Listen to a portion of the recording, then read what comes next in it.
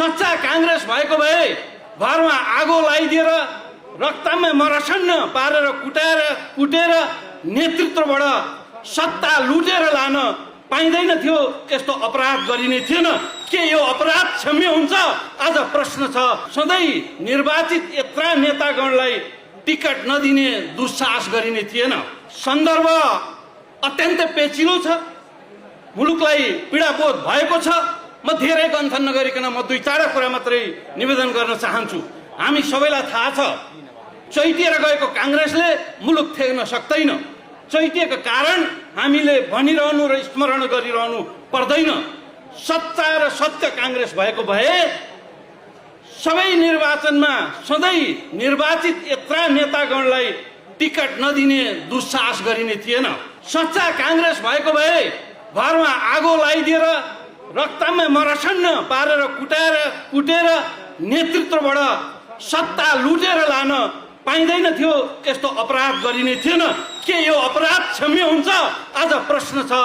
यस प्रश्नको उत्तर हिजो यहाँहरूको एयरपोर्टको उपस्थिति र आज यहाँको बेलाले दर्बिलो झापडका रूपमा साबित भएको छ र दण्डित भइसकेको कुरा म निवेदन गर्न चाहन्छु। म आग्रह गर्न चाहन्छु, कथाकथित अधिवेशन भनेर टुक्र्याइएका चैटिएका काङ्ग्रेसका नेता साथीहरूलाई तपाईहरू नेताहरू काङ्ग्रेसकै कार्यकर्ता हुनुहुन्छ। मान्छेले गल्ती गर्छ, मान्छे सच्चिन पाउँछ। तपाईहरूले सानेपा खाली गरेर त्यो पार्टी कार्यालय किस्तीमा राखेर यहाँ यी नेतागणको अगाडि बुझाउन म आग्रह गर्न चाहन्छु, अपिल गर्न चाहन्छु। काङ्ग्रेस मिल्ने र जोडिने यो एउटा कडीका रूपमा छ। हिजो निर्वाचन आयोगलाई हतियारका रूपमा प्रयोग गरेर तपाईहरूले काङ्ग्रेस लुटेर ल्याएर गएकै हो। यो अपराध हो। यो अपराध क्षम्य हुँदैन। र अहिले सम्मानित सर्वोच्च अदालतले हामीहरूलाई केही राहत महसुस भएको छ। सम्मान्य सर्वोच्च अदालतले न्याय दिन्छ भन्ने कुरा हिजो सम्मानीय हाम्रा पार्टी सभापतिले भनिसक्नु भएको छ। म यतातिर जान चाहन्न र दोहोऱ्याउन चाहन्न। कुरा यति मात्रै हो, राजनीतिक तरल अवस्थामा छ।